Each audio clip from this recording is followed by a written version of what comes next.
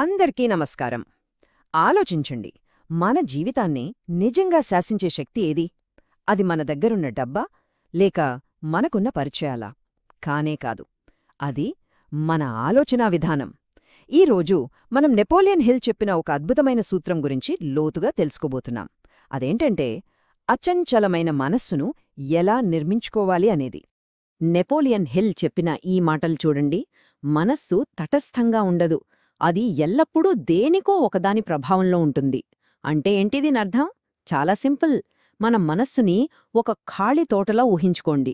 మనం కావాలని మంచి పూల మొక్కలు, పళ్ల మొక్కలు నాటలేదనుకోండి, ఏమవుతుంది? పిచ్చి మొక్కలు, కలుపు మొక్కలు అవే వచ్చేస్తాయి కదా. మన ఆలోచనలది కూడా అదే కథ. మనం వాటిని సరైన దారిలో పెట్టకపోతే భయం, సందేహం, నిరాశ ఇలాంటివన్నీ వాటంతటవే పెరిగిపోతాయి. సరే, ఇక మొదటి విభాగానికి వద్దాం.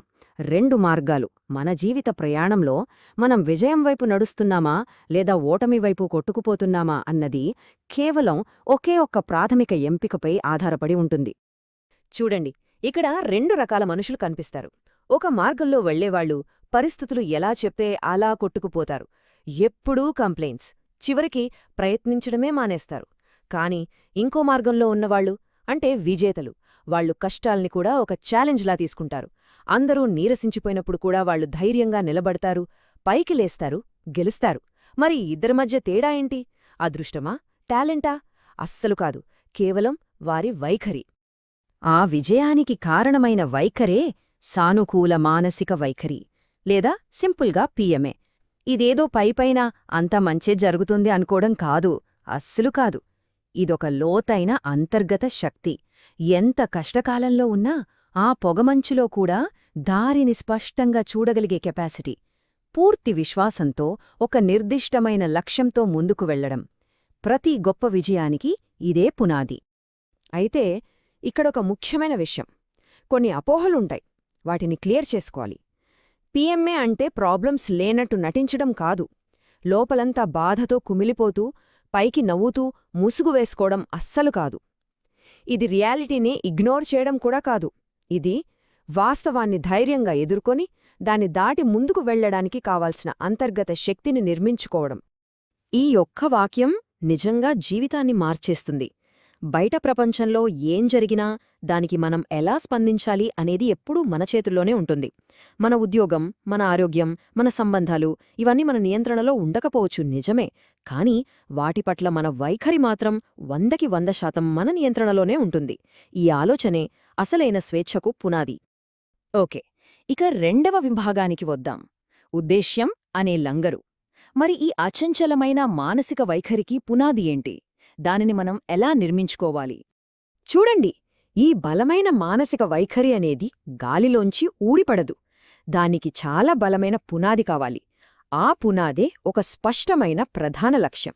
మనలో ఒక లక్ష్యం మండుతున్న కోరికలా రగులుతుంటే దాని ముందు వైఫల్యం కూడా నిలబడలేదు. అదే లక్ష్యం లేదనుకోండి, మన మనసు చుక్కాని లేని పడవలాగా ఎటో కొట్టుకుపోతుంది. మరి అలాంటి ఒక లక్ష్యాన్ని నిర్మించుకోవడానికి 3 స్తంభాలు ఉన్నాయి. మొదటిది, నిర్ణయించుకోండి. ఖచ్చితంగా ఏం కావాలో ఒక స్పష్టతకు రండి. 2వది, విశ్వసించండి. దాన్ని సాధించగలనని ఎలాంటి సందేహం లేకుండా బలంగా నమ్మాలి. ఇక 3వది, పనిచేయండి. ఆ నమ్మకానికి తగ్గట్టుగా ప్రతిరోజూ చర్యలు తీసుకోవాలి. సరే, ఇక 3వ విభాగానికి వద్దాం. రోజువారీ సాధన. లక్ష్యాన్ని నిర్దేశించుకుంటే సరిపోతుందా? లేదు కదా. ఆ అంతర్గత బలాన్ని ప్రతిరోజూ ఎలా పెంచుకోవాలి? దీనికి చాలా శక్తివంతమైన సాధనముంది. అదే ఆటో సజెషన్. అంటే మనకు మనమే సూచనలిచ్చుకోవడం. మన ఉపచేతన మనస్సు ఒక సారవంతమైన పొలం లాంటిది. అందులో మనం ఏ విత్తనాలు వేస్తే అవే పెరుగుతాయి.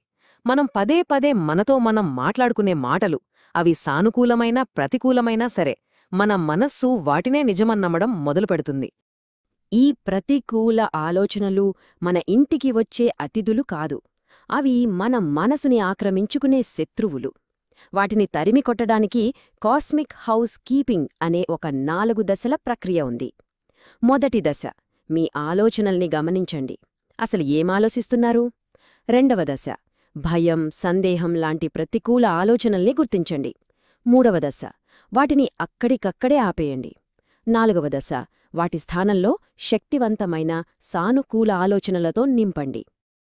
అయితే ఒక ప్రశ్న, మనల్ని మానసికంగా బలహీనపరిచేది ఏంటి? మన శక్తిని ఏది దొంగిలిస్తుంది? మన ఆత్మశక్తిని బలహీనపరిచేదేంటో తెలుసా? ఎప్పుడూ సులువైన దారిని ఎంచుకోవడం. చూడండి, క్రమశిక్షణ అనేది మన ఆలోచనలకి వాస్తవానికి మధ్య ఉండే వంతెనలాంటిది. ప్రతిరోజూ బద్ధకాన్ని కాకుండా క్రమశిక్షణను ఎంచుకున్నామంటే మన అంతర్గత బలం కొద్దికొద్దిగా పెరుగుతూనే ఉంటుంది. ఓకే, ఇప్పుడు 4వ విభాగానికి వద్దాం, ప్రతికూలతల విలువ. బహుశా ఈ మొత్తం తత్వశాస్త్రంలోనే అత్యంత శక్తివంతమైన ఆలోచన ఇదేనేమో. అదేంటంటే, ఓటమిని విజయంగా ఎలా మార్చుకోవాలి అనేది. ఈ ఒక్క మాట ఓటమిని మనం చూసే విధానాన్నే మార్చేస్తుంది. అంటే ప్రతి ఎదురుదెబ్బ ఒక ముగింపు కాదు, అదొక పాఠం. ప్రతి వైఫల్యంలో దానికి సమానమైన లేదా ఇంకా పెద్దదైన ఒక అవకాశం దాగి ఉంటుంది. దాన్ని వెతికి పట్టుకోవడమే మన పని. మరి ఎదురుదెబ్బలు తగిలినప్పుడు వాటిని ఎలా చూడాలి? వాటిని మన ఎదుగుదలకు అవకాశాలుగా మార్చుకోవాలి.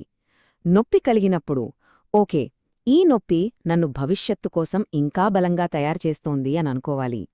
విఫలమైనప్పుడు, ఈ వైఫల్యం నన్ను ఇంకా మంచి, సరైన దారిలోకి తీసుకెళ్తోంది అని భావించాలి. ఒక విషయం బాగా గుర్తుపెట్టుకోవాలి, మనం ఎప్పుడూ పరిస్థితులకు బాధితులం కాదు, మనం మన ప్రతిస్పందనకు మాత్రమే బాధితులం. బయట ఏం జరుగుతుందనేది మనం నియంత్రించలేకపోవచ్చు, కాని జరిగిన దానికి మనం ఎలాంటి అర్థమిస్తామనేది మాత్రం పూర్తిగా మన చేతుల్లోనే ఉంటుంది.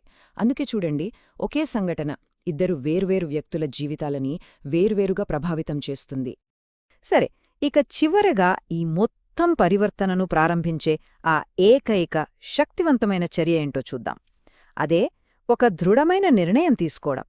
ఈ మొత్తం మార్పు ఒక్క నిర్ణయంతో మొదలవుతుంది. మొదటి నిర్ణయం, మన ఆలోచనలకి, మన వైఖరికి పూర్తి బాధ్యత మనదే అని స్వంతం చేసుకోవాలని నిర్ణయం. రెండవ నిర్ణయం, పరిస్థితులకు ప్రతిస్పందించడం కాదు, మన మనసుకి మనమే నాయకత్వం వహించాలనే నిర్ణయం. మూడవది, చివరిది, బయట పరిస్థితులు ఎలా ఉన్నా సరే మన లోపలి బలాన్ని, శాంతిని ఏదీ దెబ్బతీయలేదు అని అచంచలంగా మారాలనే నిర్ణయం. చివరిగా ఒక శక్తివంతమైన నియమం. నిజం చెప్పాలంటే వైఫల్యం కన్నా విఫలమవుతామేమో అన్న భయమే ఎక్కువ కలల్ని చంపేస్తుంది. కాబట్టి వైఫల్యం అనే పదం మన నిఘంటువులోనే లేదు అన్నట్టుగా ధైర్యంగా ముందుకు వెళ్ళాలి. కాబట్టి చివరగా మన ముందున్న ప్రశ్న ఇదే, మన వైఖరే మన నియంత్రణలో ఉన్న ఏకైక శక్తి అయినప్పుడు మన జీవితంలో ఎదురయ్యే పరిస్థితులకి మనం ఎలాంటి అర్థాన్ని ఇవ్వాలని ఎంచుకుంటాం? ఆ ఎంపిక, ఆ శక్తి పూర్తిగా మనదే.